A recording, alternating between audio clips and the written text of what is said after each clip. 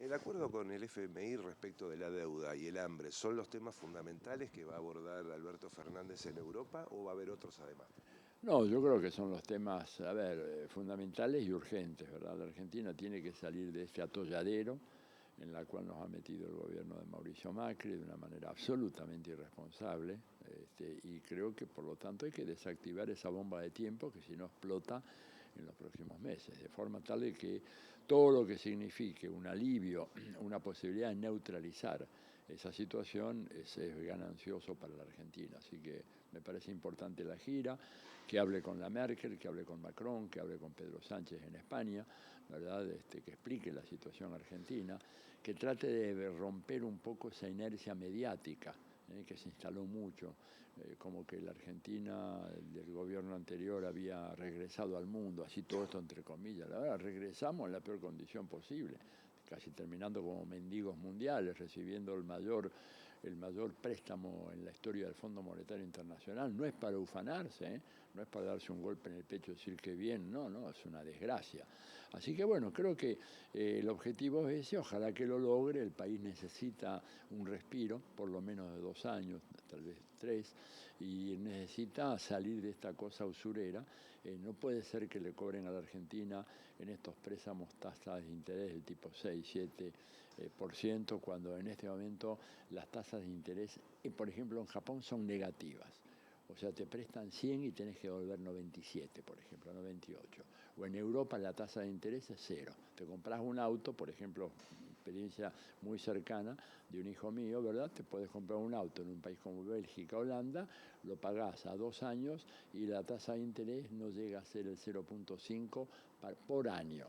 Entonces, que nosotros como un país estemos pagando la exorbitancia que acordó firmar el gobierno argentino anterior, me parece que es un mamarracho que tiene que ser resuelto. Y creo que ese es el leitmotiv de la gira que está haciendo el presidente Fernández por Europa en este momento.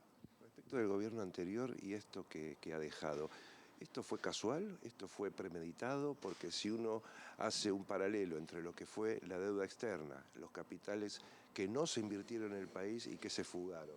No, no fue casual. Yo siempre dije desde el principio, y eso me motivó una gran animosidad con la gente del gobierno anterior, algunos de los cuales fueron ex alumnos míos, ¿verdad? Bueno, tuve muchos, y estuvieron en diferentes gobiernos, mis ex alumnos, pero los que estaban en el gobierno anterior un poco se enojaban, porque yo decía, ustedes no tienen un plan de desarrollo y un plan de crecimiento para Argentina, tienen un plan de saqueo. Digo, esta es la verdad, porque cuando vos a un país le metés una deuda como esta, una deuda absolutamente gratuita que la Argentina no tendría por qué haber contratado, porque había recursos suficientes para enfrentar la situación de ese momento y había otras posibilidades de hacer un manejo de la política económica sin necesidad de llevarte así a lo loco al fondo a préstamos a 100 años plazo. Digo, esto es una locura, ¿no es cierto? Entonces, evidentemente, no hubo nada de casual, hubo un plan. ¿El plan en qué consistía? Bueno, en facilitar un proceso de transferencia de capitales al exterior por parte de los grupos más concentrados económicos de la Argentina. Vos fíjate que hay aproximadamente, la última cifra que manejamos es de 74.000 millones de dólares de dinero que entró a la Argentina y que salió inmediatamente hacia paraísos fiscales. O sea que no es que dinero que llegó y se cristalizó en hospitales, escuelas, universidades, desarrollo de infraestructura, plan ferroviario. No, no hay nada de eso. O sea, es como si a una persona le prestan un dinero y luego uno dice, bueno, a ver qué hizo con ese dinero. No, me lo jugué en la ruleta o en el casino o en los caballos y perdí todo y no tengo nada. Bueno, digo, esto es un poco lo que nos pasó a nosotros. ¿Qué es lo que quedó de ese gigantesco endeudamiento de la Argentina? Y no quedó nada visible. Por eso es que hay muchas sospechas y por eso comienza a tomar cuerpo cuando empiezan los funcionarios a ver las cifras. Digo, bueno, hay que investigar esta deuda. Es decir, yo no estoy haciendo la consigna simplemente demagógica diciendo no pago la deuda porque, a ver, si nos prestaron para construir un hospital, bueno, esa deuda tenés que pagar. Ahora, si nos prestaron para que un grupo de vivos fugara dinero hacia las Islas Vírgenes, hacia Delaware, hacia Luxemburgo, a Suiza o algún paraíso fiscal, y yo creo que hay que poner un punto de atención muy fuerte y creo yo de que hay que hacer una auditoría muy rigurosa de esa deuda. Volviendo a lo de Alberto Fernández en Europa, puntualmente en cada país, además del tema de la deuda y el hambre, se habla generalmente de otras cosas que tienen que ver con lo bilateral, es decir, en Alemania, en España, en Italia, va a hablar también de otras cosas. Sí, yo creo que el tema, digamos, Alberto está buscando inversiones para la Argentina. El argentino es un país complicado para atraer inversiones, ¿verdad? Porque un empresario para venir a este país va a pedir no solamente seguridad jurídica, que es lo que se decía antes, sino que va a pedir poder de compra real de la ciudadanía. Entonces, cuando Alberto Fernández dice, vengan e inviertan para producir, no sé, espejitos, pero tengo un problema que tengo 40% de gente con hambre, y el empresario, por lo más que le dé seguridad jurídica de que su empresa no va a ser expropiada, si tiene la población famélica, de verdad, o en una situación de hambre, y 40% bajo la línea de la pobreza, y a lo cual yo te agregaría una cosa, muchos economistas, yo los he escuchado no solo en este canal, en todos los canales, hablando, bueno, la gente que está debajo de la línea de la pobreza, pero digo, pero señores o señoras, y la gente que está un poquito encima de la línea de la pobreza, es que son ya gente que está bien económicamente. A ver, alguien que está ganando, supongamos, 35.000 pesos por mes, ya está realmente del otro lado, tranquilo, sólido económicamente, sabiendo que no va a tener problema. La línea de la pobreza es una medición de la línea de flotación, pero hay gente que está apenas con la nariz así 2 centímetros arriba del agua. Esa gente también está. Entonces, cuando uno suma a todos, los pobres que ya están debajo de la línea de flotación y los que están desesperadamente nadando para no caer abajo, está hablando casi de un 75% de la sociedad argentina. Entonces, para que venga un empresario alemán a invertir, no basta con que le digas, mirá, te vamos a dar seguridad absoluta, tu empresa no va a ser expropiada, etcétera. Claro, pero cumplir las leyes. Fíjate lo que pasa con el Grupo Vicentín. Digo, es muy fácil así hacerse millonario. Si yo voy al Banco Nación, como soy amigo del expresidente, me da un préstamo gigantesco, después no pago, bueno, si no me hago millonario soy un estúpido. Pero bueno, pero creo que los gobiernos tienen que tener un criterio muy claro de que esas deudas, esos compromisos de los empresarios, o sea, la seguridad jurídica tiene que cumplirse por ambas partes.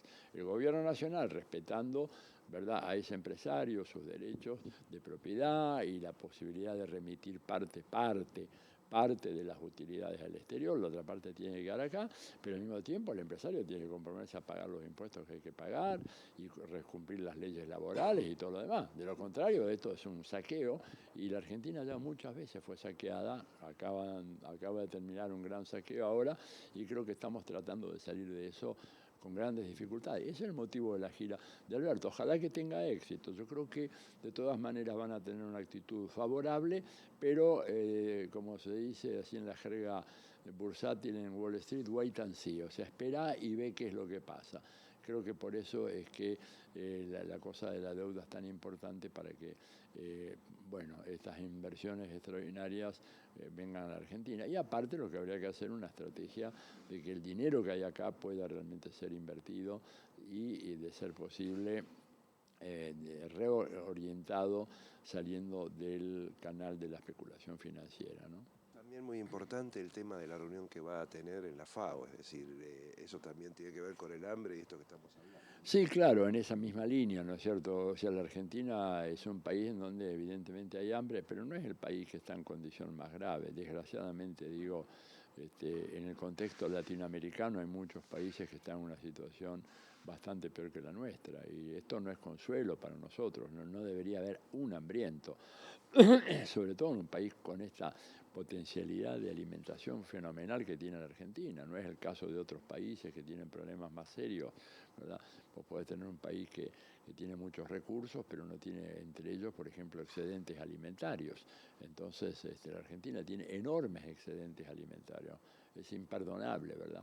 En un país que puede alimentar cómodo 400 millones de personas, que tengamos problemas con 8 o 10 millones de personas que tienen hambre acá. Es un absurdo, realmente imperdonable. Entonces, bueno, yo creo que los esfuerzos van a estar orientados en esas dos direcciones. Combate a la pobreza y al hambre inmediatamente, sin ninguna dilación, y plantearse fuerte en una negociación con el fondo, en donde creo que lo que hay que decir es, señores, ustedes han sido absolutamente irresponsables, han prestado a un gobierno que ustedes sabían y a un país que ustedes sabían no tenían condiciones de repago. O sea, han sido pésimos gerentes bancarios, por lo tanto ahora ustedes tienen que aguantarse las circunstancias y nosotros simplemente vamos a hacer la política que conviene al país para sacar al país de este marasmo económico, que empiece el crecimiento económico otra vez y la redistribución del ingreso y el ataque a la pobreza, el ataque al hambre y después veremos cómo le vamos pagando, pero la falta ha sido suya, no ha sido nuestra. O sea, en todo caso, la falta más importante recae sobre el directorio del fondo que irresponsablemente apoyó un préstamo que jamás debió haber sido concedido. Por último, lo saco de este tema y es la última pregunta. Se conoció un informe de Oxfam que no es el único que analiza la desigualdad en el mundo, pero que sirve a veces porque se presenta en Davos, nada menos. ¿Cuál es su opinión respecto de ese informe, si la tiene, pero la opinión de fondo sobre la desigualdad que hay en el mundo? Mira, primero, Oxfam es una ONG muy seria, ¿verdad? Hay muchas sospechas sobre las ONG, yo comparto esas sospechas, muchas de ellas son realmente tentáculos del Servicio Exterior norteamericano, de sus agencias de inteligencia, no es el caso de Oxfam. Oxfam viene presentando periódicamente cada año en Davos un informe sobre la situación de la desigualdad en el mundo. El informe es escandaloso, ¿verdad? Ya hay 1% de la población mundial, el 1%, que tiene más ingresos que el 99% restante. Entonces no hace falta hacer un premio Nobel de Ciencia Política, cosa que no existe por ahora, ¿verdad? Para concluir de que un mundo donde 1%, el 1 gana más de 99, es un mundo propenso a guerras, conflictos, crisis de todo tipo, porque la gente, el 99%, que gana menos que el 1%, y tiene muchos motivos para protestar. Entonces, me parece que eso es un dato muy grave. Lo mismo que, por ejemplo, lo que salió hace poquito en Estados Unidos, en donde hablaron de 3 personajes, Bezos, el de Amazon, Bill Gates y Warren Buffett. 3 personas tienen más riqueza que la mitad de la población americana. 3 más que 160 millones. Entonces, por eso ha surgido en Estados Unidos toda una literatura hablando del fin de la democracia americana. Y ojo, no es una literatura de izquierda, es una literatura hecha por gente que, como Jeffrey Sachs, por ejemplo, un economista yo diría casi del establishment en el pasado, pero que ahora ha hecho un retorno, digamos, haciendo una autocrítica de lo que él pensó. Y él mismo ha dicho que realmente está avergonzado de la involución de la política americana porque un país que tiene tal nivel de desigualdad de ninguna manera puede tener un proceso democrático. Es toda una farsa. Esto dicho por Sachs, profesor en Columbia, o sea, no es la opinión de un opinólogo cualquiera suelto por ahí. Entonces, el tema de la desigualdad es muy importante y por eso esta nueva presidenta directora general del Fondo Monetario, la Kristalina Georgieva, sorprendió un poco cuando hizo su primera declaración pública hablando que el problema de los países en desarrollo, la periferia como Argentina, Brasil, nuestros países, más que el problema de la pobreza es un problema de desigualdad, lo cual es cierto. Es decir, la pobreza es un problema grave, pero más grave todavía es la desigualdad. O sea, no se entiende, por ejemplo, el estallido social de Chile, que lleva 3 meses y medio con continuas movilizaciones en la gente en la calle, si no es por el tema de la desigualdad extrema que se ha plasmado en ese país producto de 50 años políticas neoliberales, y en donde de repente alguien se despertó a los demás, esta es una metáfora muy interesante, y ese pueblo salió a la calle con una valentía y un ardor y una fuerza impresionante. Mirá, yo te puedo decir lo siguiente, yo tengo más de 50 años de profesión, ¿verdad? Parezco muchísimo más joven, pero no lo soy, ¿verdad? Más de 50 años, no más de profesión. Bueno, te puedo decir una cosa, yo nunca vi un pueblo que saliera en toque de queda en América Latina, por lo menos en América Latina, en pleno toque de queda, que la gente saliera, familias enteras, a violar y plantarse frente a los militares diciendo disparen. Y ni un militar disparó, cosa que antes los hubieran barrido. ¿Por qué? Porque gente que saben que ha tomado la conciencia, que fueron saqueados, pero además que fueron engañados de la manera más vil, producto de la complicidad de la casta política, y cuando digo casta política es un término muy preciso porque resulta que hay personal político que hace 50 o más años que está en el Senado, en la Cámara de Diputados, en la Contraloría General de la Nación, los grandes medios de comunicación, comenzando por la cadena El Mercurio, ¿verdad? Y los propios gobiernos chilenos, inclusive aquellos gobiernos que se llamaban de izquierda, que nunca fueron de izquierda, fueron así tibiamente moderados, pero que todos de alguna manera conspiraron para saquear no solamente las riquezas de Chile, el cobre y el mar de Chile, y el agua de Chile, que es el único país del mundo donde el agua es propiedad privada. Es una cosa increíble. No hay otro país en el mundo donde el agua esté privatizada desde su fuente, sea la lluvia o el manantial. Es una cosa de locos. Bueno, eso allá, y fíjate que eso nos lo vendían como el modelo a imitar. Entre ellos mi gran amigo Mario Vargas Llosa, al cual le he dedicado un libro, digamos, justamente mostrando todas estas barbaridades que él apoyó, ¿no es cierto?, durante tantos años, y que ahora la gente en Chile como salió del sonambulismo político. Así yo lo he llamado cuando tuve que hacer los primeros análisis sobre Chile actual. El sonambulismo político, el sonámbulo se despertó, le habían dicho que vivía en un palacio y se da cuenta que está en una choza. Que le hicieron creer, ¿no es cierto? Suena algo parecido a lo de acá. Le hicieron creer que podía vivir con el nivel del consumo europeo, de repente se da cuenta que no, o que lo hace pero está endeudado hasta acá.